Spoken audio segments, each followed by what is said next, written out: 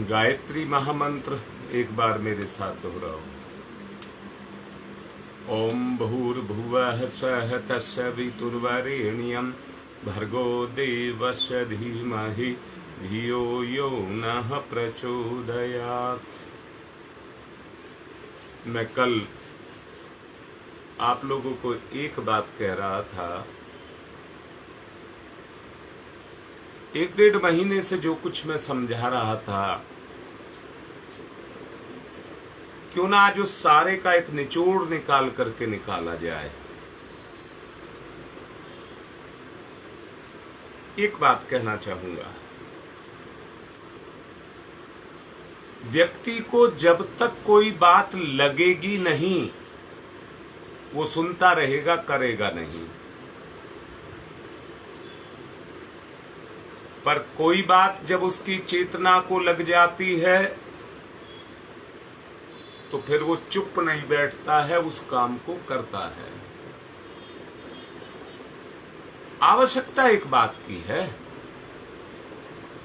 कि हमें अपना अच्छा या बुरा उसको समझने की आवश्यकता है।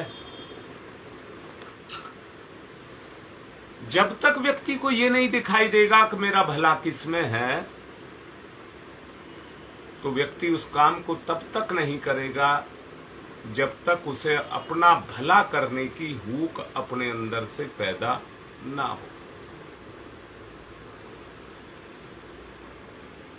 परम पूज्य गुरुदेव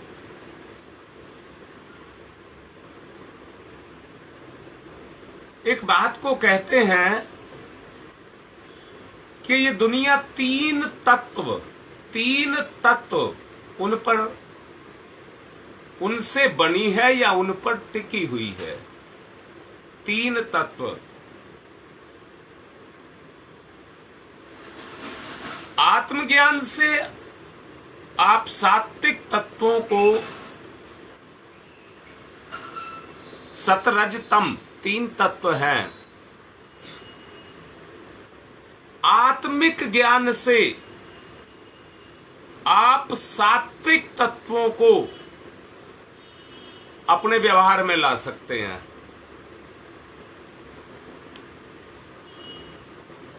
अब वो सात्विक तत्व कौन से हैं?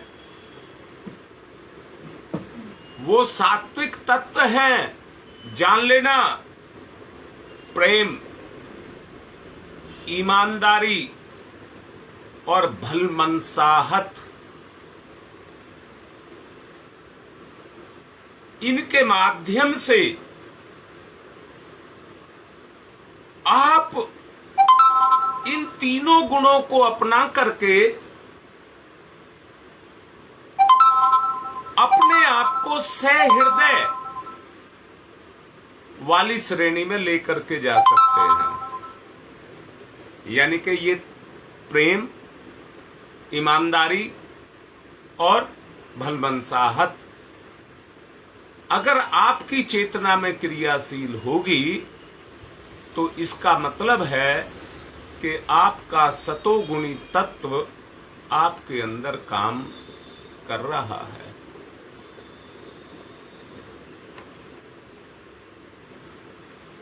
सहृदयता को अपने जीवन में क्रियाशील रखें। सहृदयता को मैं फिर दोबारा से कहता हूं, यहां रोक करके बोल रहा हूं कि जब व्यक्ति के अंदर किसी से बदला लेने की स्थिति पैदा होती है तो उसके सततत्व, सहृदयता उतनी ही नष्ट होना शुरू हो जाती है। जब तक व्यक्ति भलमनसाहत के गुण को अपने अंदर जागृत रखता है और किसी भी स्थिति में उसको छोड़ने के लिए तैयार नहीं होता, तो उसका सात्विक तत्व स्थिर रहता है। किंतु तमोगुणी जो वृत्ति है वो आसुरी तत्वों के साथ जो अभी आपको बताए गए हैं 3 गुण, व्यवहार में उसके विपरीत काम करना शुरू कर देती है। सोच बदल जाती है, आचरण बदल जाता है, गुण बदल जाता है। यानी कि दैवीय शक्ति, ईश्वरीय शक्ति जो हमारे अंदर काम कर रही थी, वो उतनी ही कमजोर हमारे अंदर हो गई। यहां मैं फिर से कहूंगा, किसी भी तरह का भोग विलास करने वाला चाहे किसी का बुरा ना करता हो, पर अपने गुणात्मक स्तर को गिराता है। क्योंकि भोग विलास के बाद उसकी अपनी अंतरात्मा उसको अंदर से कचोटती है, हीनता का भाव आता है और अपने से घृणा होती है। सच्चाई को झुठलाना मत, सबके साथ घटा है। कोई भी आप में से ऐसा नहीं होगा जो इन गुणों से नहीं गुजरा होगा। फिर दोबारा से कह रहा हूं, आपकी चेतना पर अगर पाप कभी भी क्रियाशील भोग विलास के रूप में होता है, तो वह आपकी तमोगुणी वृत्ति है जो आपके अंदर जोर को मारती है।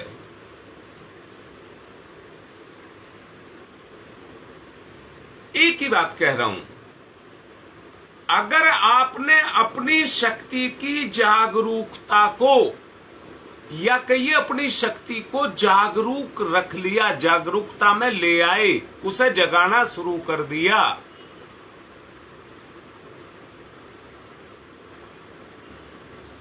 तो आपके गुण बदलने लग जाएंगे। अब मैं फिर से पूछ रहा हूं, सोच समझ करके चलो। किस तरह से कहूं? मैंने कहा है, आदमी को जब तक लगेगी नहीं, आदमी सुनता रहेगा, करेगा नहीं।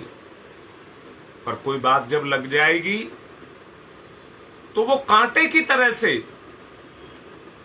चुभ जाएगी, और चुभ जाएगी। मैं फिर से कहता हूं, अस्थि चरम में देह यह तामे ऐसी प्रीत तैसी जो श्री राम में होती ना भवभीत।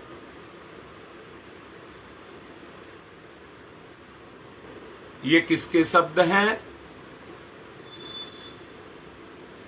तुलसीदास की पत्नी के शब्द हैं, जो उन्होंने अपने पति को बाण के रूप में मारे थे। मारे तो बाण के रूप में थे, परंतु तुलसीदास का भाग्य जग गया। यहीं से तुलसीदास का भाग्य जग गया। अगर उनकी पत्नी इस बाण को ना मारती तो तुलसीदास राम बोला ही बना रहता, तुलसीदास नहीं बनता। ये शब्द उसने कान से नहीं सुने थे, जाकर के उसके हृदय पर कांटे की तरह से, मतलब कहिए तलवार की तरह से कहिए, या किसी सूल की तरह से उन्होंने प्रहार किया था। और राम बोला बदलता हुआ तुलसीदास बन गया।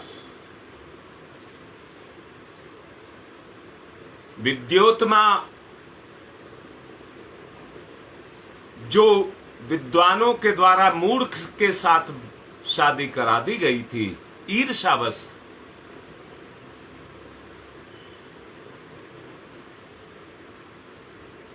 वाल्मीकि को बोला गया था कि आपको बोलना ही नहीं है कुछ भी, परंतु बोले तो ऊंट को देख करके उटर उटर करने लगे। विद्योत्मा को समझने में देर नहीं लगी, और विद्योत्मा ने जब देखा कि मैं मूर्ख के साथ शादी हो चुकी है, वहीं से उसने निर्माण करना शुरू किया और अपने पति को संत बना दिया, संत बना दिया। गुण, ईश्वरीय गुण सबके अंदर हैं। आवश्यकता है सौभाग्य को जगाने की। नाम सौभाग्य ले रहा हूं, पर अपनी चेतना को जगाने की आवश्यकता है। अपनी चेतना को जगाने की आवश्यकता है। जिसने अपने आप को जगा लिया, अपनी चेतना को, मैं फिर से कह रहा हूं, ये शब्द जिसको छू गए, जिसको छू गए, मैं फिर से पूछ रहा हूं, बुराई छुए बगैर क्या बुराई क्रियाशील? तमोगुण जब तक आपको छूता नहीं है तो क्या तमोगुण आपकी चेतना में क्रियाशील होता है?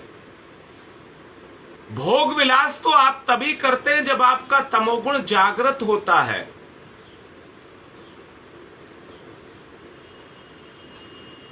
दुष्ट, अन्यायी और बदमाशों को झुकाने के लिए शक्ति प्रधान एक शक्ति है।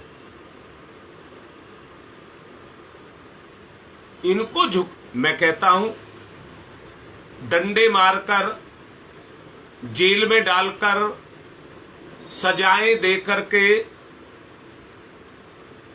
क्या किसी को सुधारा जा सकता है? शक्ति का जागरण शक्ति से ही होता है। अगर सच्चाई से देखा जाए तो खुला हुआ इस धरती पर एक विचरण करने वाला एक भी पुरुष नहीं बचेगा, क्योंकि सबके अंदर दुर्गुण हैं, कमियां हैं, व्यसन हैं। दोबारा से कह रहा हूं, इस वातावरण में, इस समाज के अंदर दुष्प्रवृत्तियां कहां से फैल रही हैं? और कहीं से नहीं।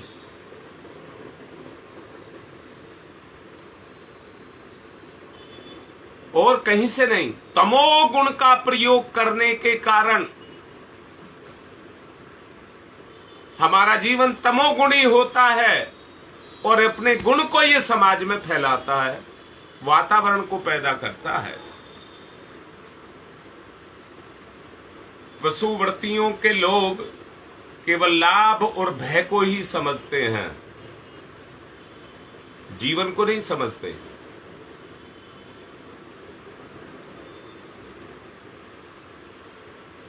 जीवन को जो समझता है उसे लाभ और भय से कोई मतलब नहीं रह जाता।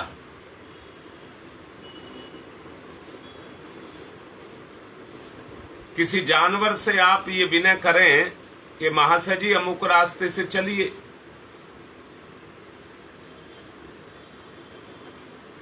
इस तरह के काम करो, ये प्रार्थनाएं, सद्भावनाएं, उस पर विशेष प्रभाव कोई नहीं पड़ेगा। परंतु जहां डंडा लेकर के आप उसकी तरफ चले गए, डंडे को देखते के साथ ही वो अपने आप सीधा हो जाएगा।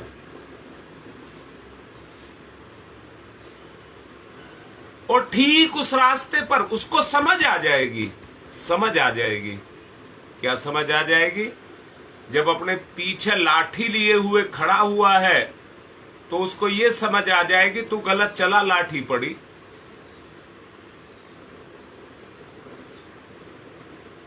उस लाठी को देखते के साथ ही उसकी चेतना में सुधार आना शुरू हो जाता है। इसलिए उस लाठी के भय से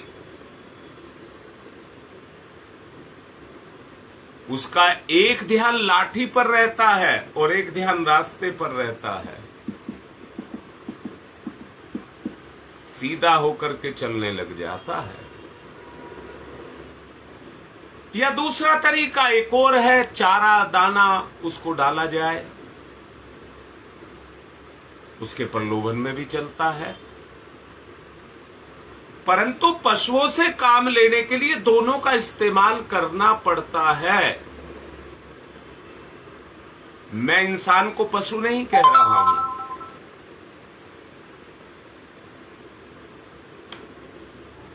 परंतु वृत्ति को कह रहा हूं, वृत्ति को, गुण को कह रहा हूं, गुण को। प्रलोभन के चक्कर में आकर के कौन नहीं चलता? ढोल करके देखना, भय का प्रभाव उतना नहीं है जितना प्रलोभन का है।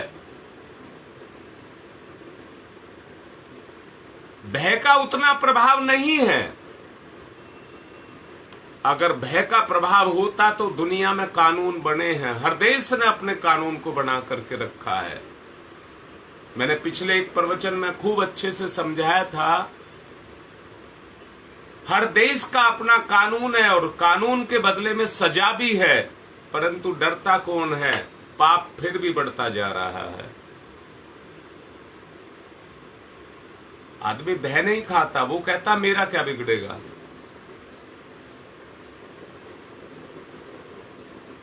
सचमुच देखो, अगर आदमी अपने आप को अपने नजदीक ला करके देखता है,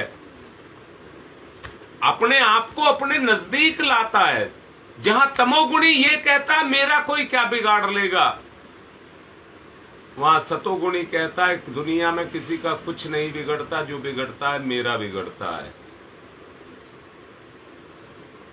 वो मानता है कि कर्म का परिणाम है, जो जैसा करता है वैसा ही पाता है। फिर वो डरता है, किससे? किसी व्यक्ति से नहीं, ना ना ना ना, कर्म फल की व्यवस्था से डरता है। जान लेना, दुनिया में कोई भय नहीं है, जंगली जानवरों का भी भय नहीं है। दोबारा से बोल रहा हूं, आदमी का प्रभाव इतना है कि हिंसक जानवर भी इसके सामने गर्दन झुकाता है, इसके तेज के सामने टिक नहीं पाता। परंतु जैसा मैंने अभी कहा, हिंसक वृत्ति को जगाती है। पिछले दिनों मैंने एक प्रवचन किया था, उसमें बताया था हिंसक जानवरों के ऊपर चिड़िया, कौवा, जितने भी गुरसल होती हैं, ये उनके ऊपर बैठ जाती हैं और उनके मुख पर भी जाकर के बैठ जाती हैं। वो उनको कुछ नहीं कहते, आराम से लेट जाते हैं, क्योंकि उन्हें पता है कि ये पक्षी अब मेरी सेवा करेगा। जो मेरे रोम में छुपे हुए विषाणु हैं, कीटाणु हैं, ये उनको चुन चुन करके खाएगा। इसलिए उस पर वो कोई, उनको देख करके उनकी हिंसक वृत्ति जगती ही नहीं है। अब दूसरी तरफ कह रहा हूं, किसी भी जीव को देख लीजिए, इंसान को देखते के साथ ही भाग जाता है। कौवा, कबूतर, मोर, चिड़िया, इंसान को दूर से देख लेगा तो भाग जाएगा। क्यों भाग जाएगा? इसकी हिंसक वृत्ति मतलब आसुरी वृत्ति के कारण वो इससे डर करके भाग जाता है, इसके नजदीक नहीं आता। आप अंदर से देखो, अगर एक चिड़िया आपके सर पर आकर बैठ जाए तो आप क्या करेंगे? बैठने देंगे? उससे प्यार करेंगे? उसे तुरंत मार करके भगाएंगे। इसलिए बेचारा पहले ही डर के भाग जाता है, आपके नजदीक ही नहीं आता। अगर इंसान के अंदर वो प्रेम की भावना, जो भी मैंने कहा, वो प्रेम की भावना, सत्व गुण बताया मैंने जिसको, ईमानदारी की भावना, भलमनसाहत की भावना, वो जगह, तो संसार का हर जीव इससे प्रेम करे और संसार का हर जीव ही इससे प्रेम नहीं करे, साथ साथ इसका सतोगुण भी बढ़ता हुआ चला जाए। इसके जीवन में सतोगुण भी बढ़ता हुआ चला जाए।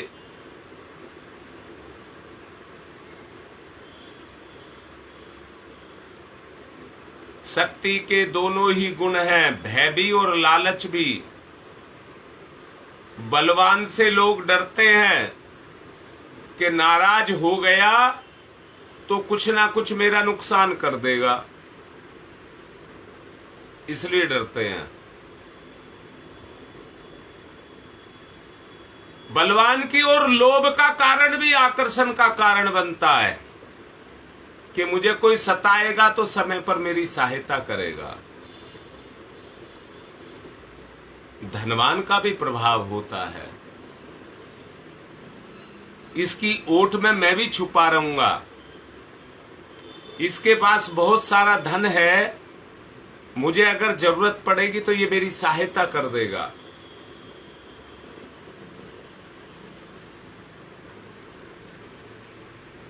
ये प्रलोभन छिपा रहता है। आज व्यक्ति की चापलूसी कर रहा है तो और किसी कारण से नहीं कर रहा है, उसकी अपनी कमजोरी है, सतोगुण की कमजोरी है।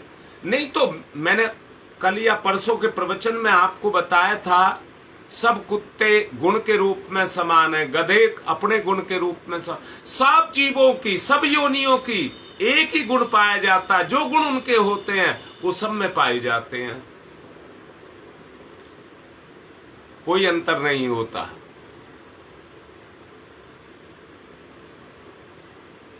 कोई अंतर नहीं होता।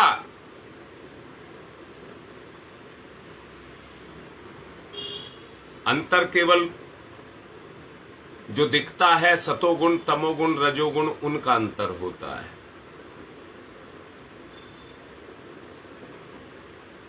वैसा कोई अंतर नहीं होता।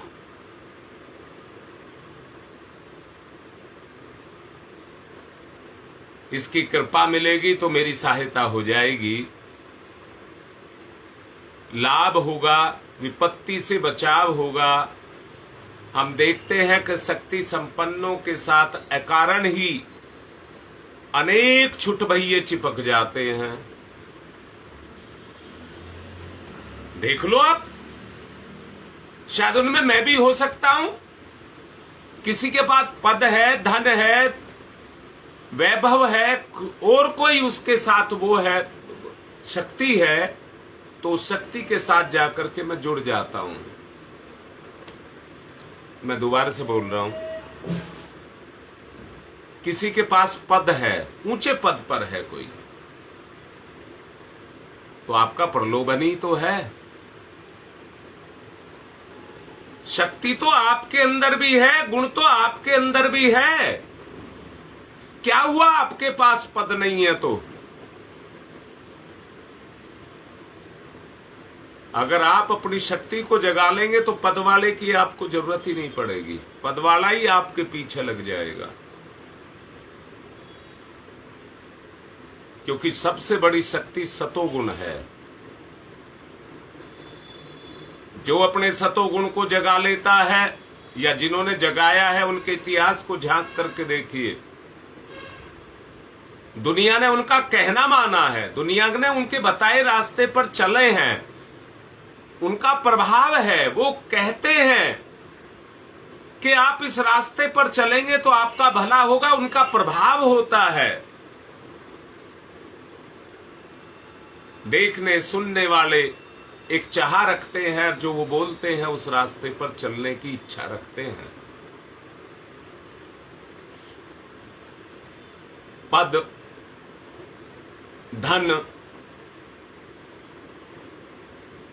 बल, ये कमजोर को सताते हैं।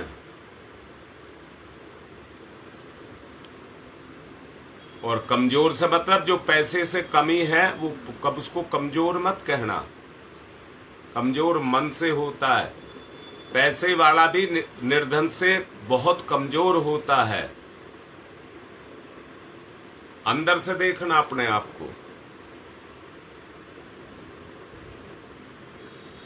जिसके पास जो है, जो सर्वस्व लगाता है, उसके अंदर, जिसके अंदर सतोगुण है, वो सत्य कार्य में सर्वस्व लगाने की बात को सोचता है। ऊपर उसकी गिनती किसमें होती है? मैं कहता हूं एक निर्धन व्यक्ति है और अपना सर्वस्व वो सत्कर्म के लिए लगाता है, सतोगुण के कारण अपनी हिम्मत को जुटाता है, साहस को जुटाता है, अपना सब कुछ उसमें न्योछावर कर देता है। मैं पूछता हूं, परम पूज्य गुरुदेव अगर लोभी होते, अपनी सारी विरासत जो उन्हें पिताजी से मिली थी,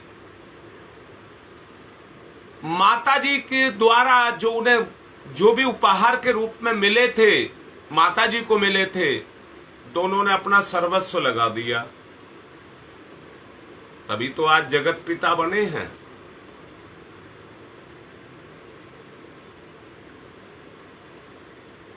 मैं भी आपसे यही कह रहा हूं, कमजोर वो नहीं है जिस पर पैसा नहीं है, कमजोर वो नहीं है जिस पर बल नहीं है, कमजोर वो नहीं है जिस पर पद नहीं है, परंतु याद रखना, जिस पर ज्ञान और विद्या है, और ज्ञान और विद्या होने के साथ साथ वो उस पर क्रियाशील है, तो वो दुनिया का लाट साहब है। देखते हैं कि ज्ञान और विद्या को क्रियाशील करने के लिए कितना त्याग और समर्पण करना पड़ता है। इसलिए आसान रास्ता छुटवैये क्या करते हैं?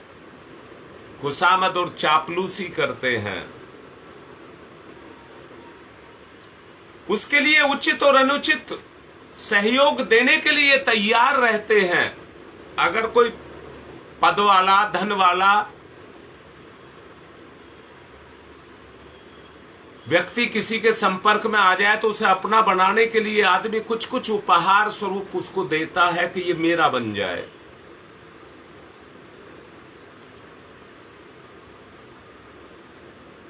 इसका मूल कारण वही है, पशु मनोवृत्ति, जो लाभ और भय को समझती है और उसी को स्वीकार करती है।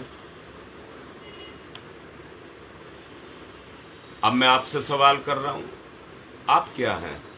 आप क्या करते हैं? देखिए ना झांक करके, आप कहां पर खड़े हैं।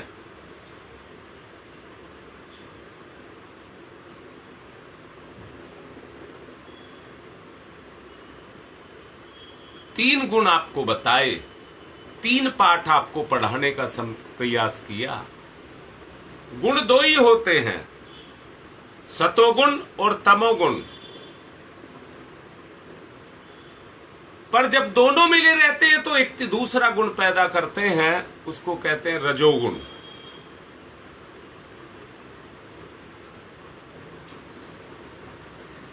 रजोगुण से आज दुनिया संपन्न है। हाँ, इतना अंतर है, आज सतोगुणी गुण गौण हो गया है, तमोगुणी गुण बढ़ गया है, खत्म कोई सा नहीं हुआ है और ना कभी होगा। अब एक बात देखने की आवश्यकता है, भगवान ने हमको क्या दिया है, तमोगुण या सतोगुण? शायद आप सभी ही कहेंगे सतोगुण,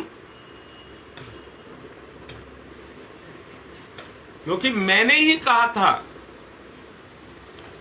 अरे भगवान कलाकार है, भगवान ने इस दुनिया का निर्माण किया है, भगवान से ही ये दुनिया है, भगवान से ही इसमें गति है, भगवान से ही इस पर उत्पादन है, भगवान से ही ये सृष्टि है।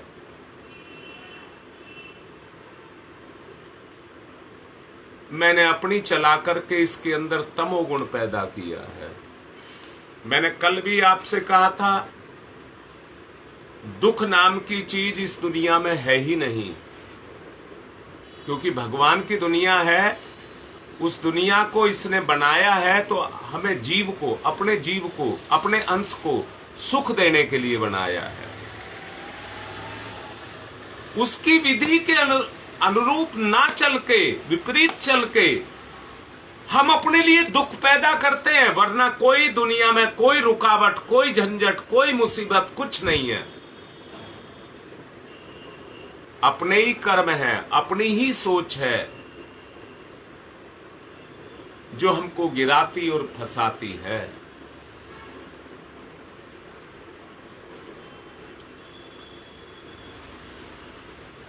अगर मेरी बात आपको समझ आ रही है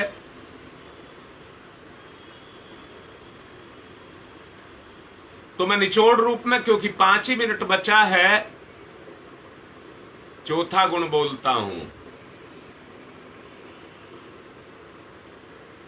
उसको कहते हैं संजीवन विद्या।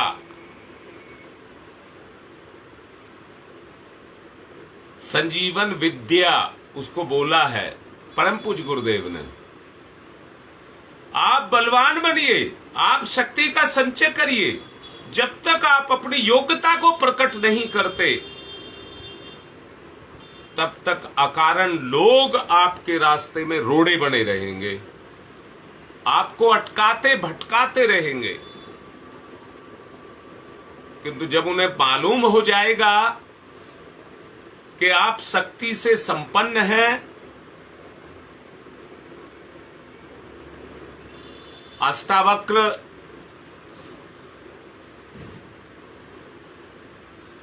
फक्कड़ थे, तन पर पूरे कपड़े भी नहीं थे,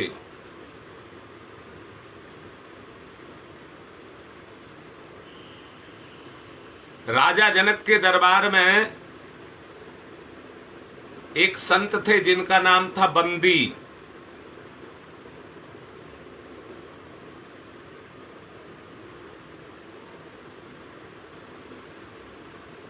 वो राजा के दरबार में धर्म गुरु के रूप में रहा करते थे।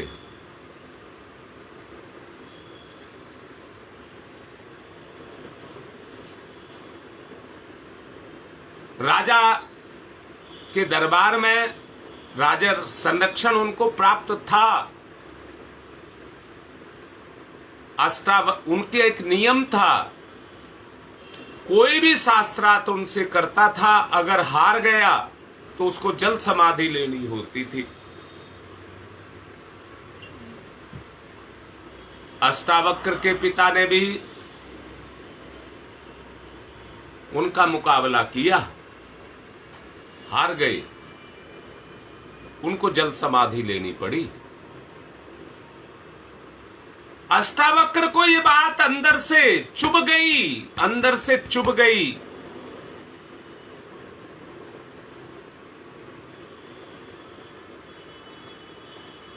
संत बंदी का अहंकार उन्हें चुभा कि उन्होंने मान लिया अपने आप को। इतना बड़ा जो दंड रखा गया वो इसलिए रखा गया कि उनके अलावा दुनिया में कोई इतने ऊंचे स्तर का व्यक्ति रहे ही ना।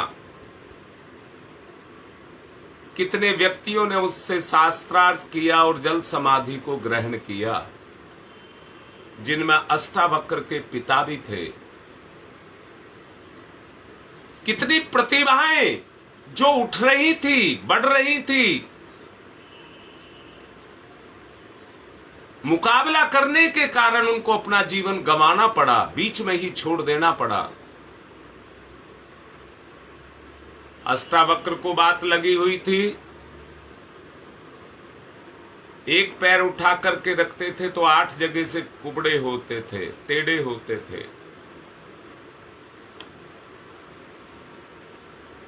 राजा के दरबार में जब पहुंचे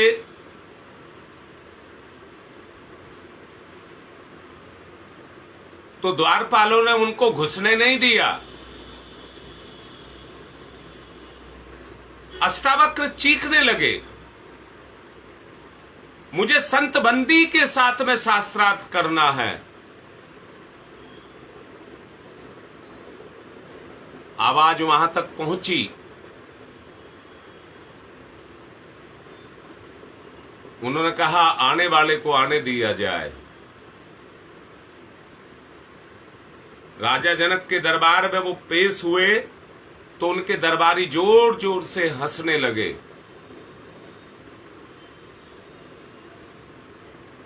कुछ देर तो अष्टावक्र हक्का बक्का रहे, पर वो समझ गए। फिर खुद बहुत जोरों से हंसने लगे, उनसे भी ज्यादा जोर से हंसने लगे। राजा जनक ने कारण पूछा।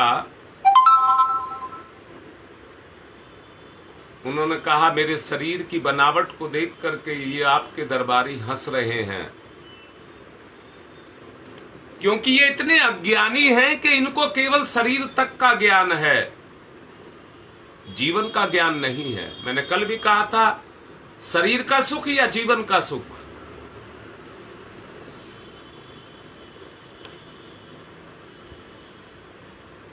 जब अष्टावक्र ने ये शब्द बोले तो स्तब्धता छा गई। अष्टावक्र ने कहा, मैं बंदी से शास्त्रार्थ करना चाहता हूं। बंदी उठ करके आए, मैं बंदी हूं। उन्होंने कहा, मैं तैयार हूं। सचमुच यही हुआ, अष्टावक्र जीत गया। राजा ने विजयमाला उनके गले में पहना दी। बंदी जल समाधि लेने के लिए तैयार हो गया। अष्टावक्र ने कहा, मैंने प्रतिशोध में जरूर इस काम को किया है, क्योंकि तूने मेरे पिता के प्राण लिए हैं। परंतु मैं किसी प्रतिभा को कुंठित नहीं करूंगा। आपको जल समाधि नहीं लेनी है, मैं जल समाधि से बदला नहीं लूंगा हार का। आप जियो, अपने अहंकार को त्यागो और आगे बढ़ो। ज्ञान की महिमा को किसी की को कम मत करिए, उनको आगे बढ़ाइए। संजीवन विद्या इसी को ही कहते हैं जिसमें भय ना हो। आप शक्ति संपन्न हैं, अकारण दूसरों से दुश्मनी ठानते हैं, अकारण वैसे ही मित्रता भी करेंगे। बीमारी के लिए भोजन विस्तुल्य होता है, किंतु स्वस्थ मनुष्य को बल प्रदान करता है। जो सिंह रास्ता चलते सीधे साधे आदमियों को मार करके खा जाता है, वही सिंह रिंग मास्टर के सामने दुम हिलाता है, उसकी आज्ञा का पालन करता है, उसकी आमदनी बढ़ती है, उसका साधन बनता है। ये बात हर क्षेत्र में लागू होती है। हिंदू लोग अछूतों के लिए, स्त्रियों के लिए बड़े 30 मारखा हैं। उनके ऊपर जुल्म करने में उन्हें एक जरा सी भी देर नहीं लगती, एक से एक बढ़कर के हथियार निकालते हैं। किंतु उन लोगों पर जब खुद सताया उनको जाता है, तब उनको पता लगता है सारी सेकी, सारी भूल एक सेकंड में निकलती हुई चली जाती है। ईश्वर को क्या जवाब दोगे? ये पशु स्वभाव दुनिया में कम नहीं है, खूब है, भरा पड़ा है। इसकी शैतानी चोटों से बचने के लिए, आत्मरक्षा के लिए आपको बलवान और शक्ति संपन्न बनना पड़ेगा। उसके लिए आवश्यक है अपने स्वभाव के अंदर उस बल को पैदा करना पड़ेगा जिसको सात्विक गुण कहते हैं। परंतु आज के युग में ये परिभाषा अधूरी है। इस समय शरीर बल, पैसे का बल, बुद्धि का बल, प्रतिष्ठा का बल, साथियों का बल, साहस का बल, लाठी का बल, ये मिलाकर के आदमी पूर्ण बनता है। अरे तुम जन्म सिद्ध पूर्ण हो अगर अपने सतोगुण को बढ़ा लो। तुमने अपने दुश्मन पैदा कर लिए, पाप पैदा कर लिए, इसलिए इन सारे बलों को ढूंढते फिर रहे हो। जो अभी 6 गुण बताए गए, 6 बल बताए गए, आप अपने शरीर को बलवान बनाइए, परंतु साथ साथ अन्य 5 गुणों को भी एकत्रित करिए। किसी के साथ बेइंसाफी करने में इन बलों का उपयोग करें, ऐसा हमारा कथन नहीं है। परंतु जब अकारण किसी को सताया जा रहा हो, आत्मरक्षा के लिए यथोचित रीति से इन गुणों का प्रयोग किया जाता है, जिससे पशुओं का दुस्साहस करने की शिक्षा मिले। बलवान बनना पुण्य है, क्योंकि इससे दुष्ट लोगों की कुप्रवृत्ति पर अंकुश लगता है और दूसरे कई दुर्बलों की रक्षा होती है। अंत में कहना चाहूंगा, आनंद पुरुषार्थी को प्राप्त होता है। विजय लक्ष्मी वरमाला बलवान के गले में पहनाती है। ये वसुंधरा, ये धरती वीर भोग्या है। उद्योगी पुरुष सिंहों को लक्ष्मी प्राप्त होती है। आनंद और उल्लास का जीवन वीर पुरुष ही जीते हैं। निर्बल दुर्बलों को तो इस लोक परलोक में रोना, झीकना, पिसना, पिटना यही मिलता है और नहीं मिलता कुछ। इसलिए वास्तविक जीवन, आनंदमय जीवन जीने की इच्छा अपने अंदर पैदा करिए। एक व्यक्ति शक्तिशाली बन सकता है, अपने आप को आगे बढ़ाएं।